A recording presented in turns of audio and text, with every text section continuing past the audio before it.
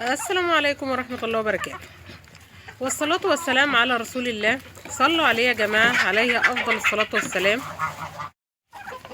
الفيديو بتاعنا النهاردة هنتكلم فيه عن الوز. طبعا احنا دخلنا في فصل الشتاء، فصل موسم تزاوج الوز. طبعا كلنا عارفين ان الوز في الصيف ما بيبيضش. بيبدأ بيض الوز من أول شهر 9. يبدأ بقى البشاير بتاعة الوز. الوز حبايبي بيضه عزيز جدا، يعني مش زي البط.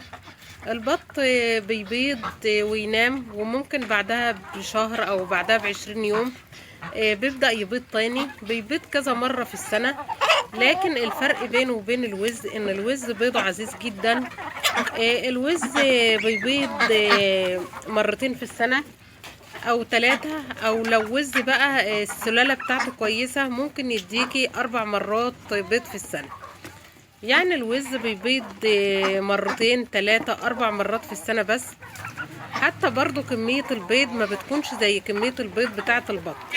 البط ممكن يبيض 19 بيضة 20 بيضة، لكن الوز برضو بيبقى بيضه قليل بالنسبة لبيض البط. الوزة ممكن اقصى حاجة ليها ممكن تديلك 15 بيضة، ودي تبقى سلالة وز كويسة جدا لو ادتك انتاج او باضت معاكي 15 بيضة. الوز في الغالب بيبيض 8 9 7 بيضات. لو اداكي بقى 11 15 ده تبقى سلالة كويسة جدا للبيض. طيب في ناس بتسأل مثلا الوز المفروض يكون كام نتاية مع الذكر. بالنسبة لتجربتي أنا الشخصية، يعني في سنة كان عندي 4 نتايات وز كان معاهم ذكر واحد بس، وفي نفس الوقت كان التخصيب كويس جدا. وكل وزة من ال4 وزات كانت بتبيض وبتطلع كويس جدا. يعني ذكر البط مناسب جدا ل4 وزات، لكن ممكن انت تخلي معاه وزتين، ممكن تخلي معاه 3. لكن لو عندك 4 وزات عادي ممكن تسيبي 4 وزات مع الذكر، برضو هتكون التخصيب بتاع البيض كويس جدا. ما تقلقيش خالص من التخصيب، التخصيب هيكون كويس جدا. البيض بتاع الوز طبعا كلنا عارفين ان بيضة الوزة كده بتكون كبيرة. بيض الوز ده زي ما قلنا بيبدأ الوز يبيض من اول شهر 9. في البطن الاولانية بتبدأ من اول شهر 9، ممكن الوز يبيض شهر 9 10 11. في ممكن عند ناس بتوصل البطن الاولانية ان هي ممكن بتكون في شهر 1. لكن لو الوز معاك اتأخر في البيض مثلا لشهر 1، يعني باض معاكي اول بطن شهر 1، هيبيض مثلا تاني بطن شهر 3، تالت بطن شهر 5 مثلا. فهيديكي مثلا مرة من البيض بتاعه في الصيف. وحشت الوز بقى في الصيف لو باض معاكي تالت بطن ما نهضتش بقى الشتاء وكده، او باض متأخر، او تالت بطن كانت معاكي في الصيف. دي تربية الوز بقى في الفترة دي اللي هي الوز الصغير اما بتكون بضت بقى وطلعت تالت بطن في الصيف. ده بيكون وحش جدا للوز. ليه؟ لان ما بيكونش فيه خضرة. الخضرة زي ما شايفين قدامنا ده طبعا بداية موسم البرسيم. الخضرة والبرسيم هو روح الوز. لو ربيت الوز على العلف بس بتحس ان الوز بيكروع معاكي كده وما بيكونش حلو. عشان كده انا في سنين لو الوز اتأخر معايا في البيض وتالت بطن دي جت في شهر 5 مثلا او شهر 6 في الصيف، انا ما بحبش اربي المرة دي، ببيعها. عشان كده برضو الوز ما بتبيعيه في البطن الاخيرة معاكي في الصيف بيكون سعره رخيص جدا، لكن اول بطن مثلا في الشتاء في شهر 9 10 لغاية حتى 11، ده اول بطن مثلا باضت معاكي، بيكون الوز غالي جدا اللي هو الوز الصغير. الوزة بتوصل ل150 جنيه طالعة من البيضة.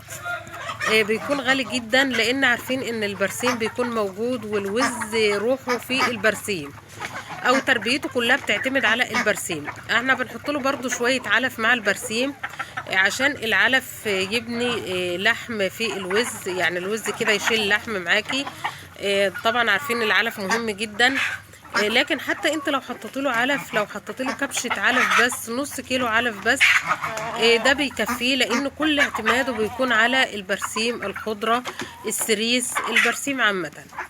انا عندي كان عندي السنه اللي فاتت واللي قبلها كان عندي 4 نوتي وز، فذبحت منهم نتايتين، وفضل النتايتين اللي احنا شايفينهم قدامنا دول. النتايتين اللي جنب البرميل ده الذكر، وجنب منها نتايه، والبيضه دي النتايه التانية. في الفيديو ده انا هقولك، طبعا في ناس بقى بتبقى قلقانه اول ما شهر 9 يخش او شهر 10، بتبقى قلقانه على موضوع البيض بتاع الوز، لان زي ما قلنا البيض الوز بيضه عزيز جدا، فبتبقى قلقانه وعايزاه يبيض بسرعه عشان ياخد معاكي اول بطن وتاني بطن وتالت بطن تكون في البرسيم، فتربيته تكون سهله جدا، وفي نفس الوقت يديكي وزن كويس جدا، لان زي ما قلنا لو باض في الصيف الوز كده ما بيكونش حلو وبيكون مكروع. يعني ايه مكروع؟ يعني ما بيشيلش لحم معاكي، لكن في البرسيم بيشيل لحم جامد معاكي، ممكن الوز توصل ل3 كيلو، وده وزن كويس جدا بالنسبه للوز. طيب حبايبي، هقولك في الفيديو ده، انا قلتلك الذكر الوز ممكن يكون معاه كام نتايه زي ما قلنا، 3 أو 4. هقولك برضو في الوز ده، في الفيديو ده، لو انت قلقانه وعايزه الوز يبيض بسرعه بقى، طبعا انت بتجهزي له البيض، بتهتمي بيه في التغذيه، بتديله طبعا محفزات للبيض، زي الدي بيزك او الحاجات محفزات البيض دي، او البانش بتجيبيه برضو من الصيدليه، او تديله علف بياض تحجزيه في مكان لوحده وتديله علف بياض عشان يسرع معاكي في البيض. طيب انت عملت الحاجات دي برضو وقلقانه عايزه تعرفي الوز معاكي هيبيض امتى، في الفيديو ده هقولك على علامات اقتراب ان الوزه تبيض معاكي.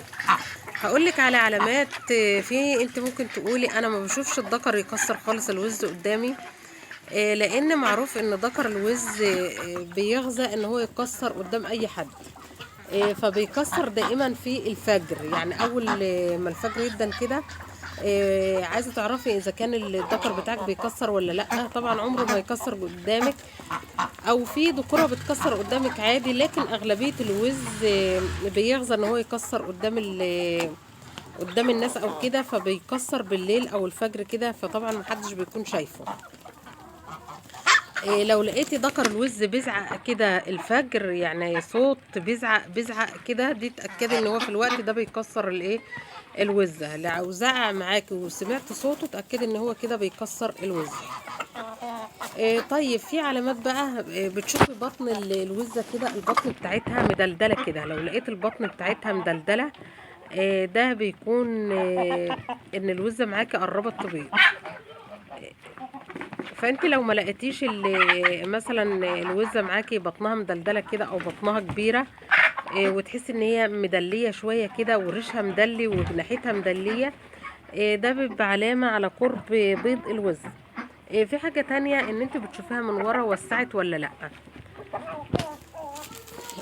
اما بتشوفيها من ورا كده، امتى الوزه تلاقيها تتاكدي ان هي قربت تبيض، بتقلبي الوزه كده، اول ما تقلبي الوزه معاكي هتلاقي عظمتين كده بعد المخرج على طول هتلاقوهم فاتحين، هتحطي صباعك بين العظمتين دول، لو لقيت صباع واحد بس يبقى كده هي الوزه معاكي فاتحه قراب، لو لقيتي الصباعين داخلين كده بين العظمتين يبقى هي كده الوزه معاكي موسعه قراطين، لو لقيتي 3 يبقى كده الوزه موسعه معاكي.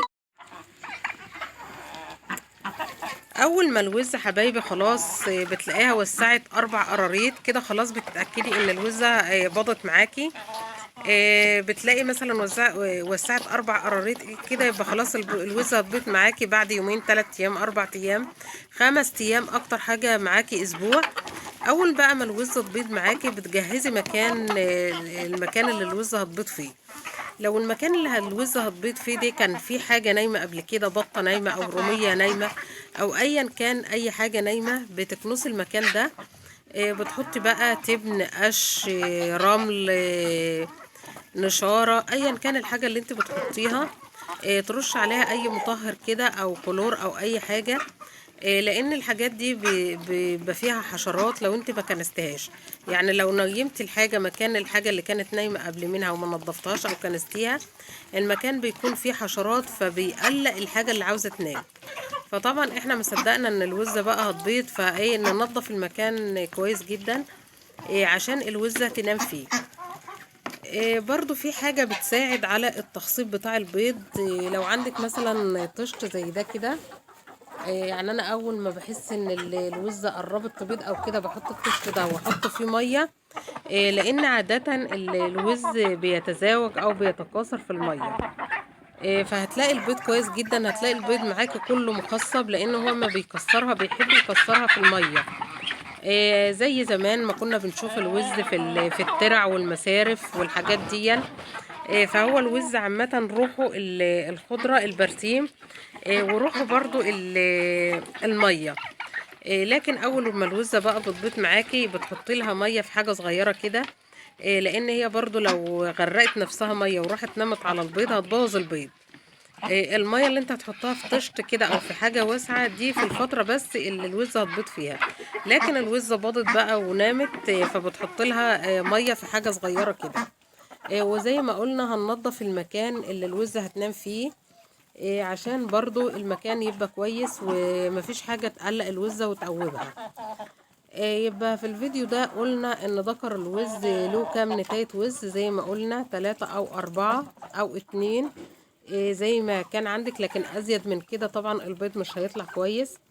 في ناس برضو بتقول ان الوز مثلا المفروض مثلا ما يبيضش مع بعضه، او مثلا لو بيض مع بعضه البيض مش هيطلع مخصب. لا بالعكس، انا كان في فترة عندي الاربع وزات كانوا بيبيضوا في نفس الوقت، وفي نفس الوقت البيض كله لما الوز نام كان البيض كله مخصب وكله كان فيه ولده.